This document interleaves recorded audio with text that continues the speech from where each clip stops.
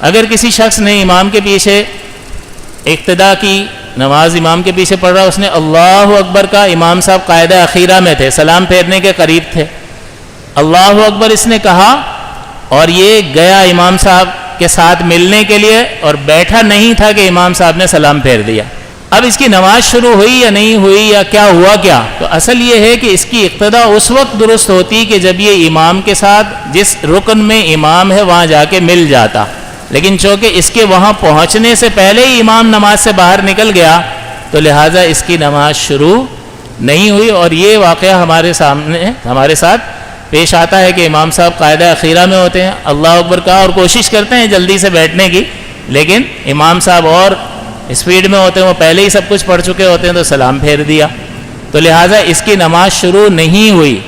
اب اگر یہ سمجھے کہ میری شروع ہو گئی اور آگے پوری پڑھ لے، نماز ہوئی؟ بھائی شروع ہی نہیں ہوئی ہے تو مکمل کیسے ہوگی؟ کتنی خطرناک بات ہے۔ لہٰذا مسئلہ سیکھ لیا تو اب آپ کو یہ یقین کہ بھائی سلام پھیر دیا تھا، میری نہیں ہوئی، اب مجھے دوبارہ نیت کرنی ہوگی۔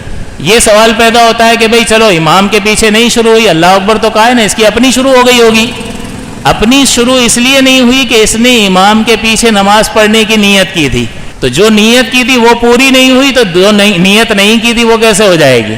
تو اس لیے پھر اس کو اللہ اکبر نئے سرے سے کہنا ہوگا اور اپنی نماز اس کو شروع کرنی ہوگی اور پھر اکیلے وہ پڑھ سکتا ہے۔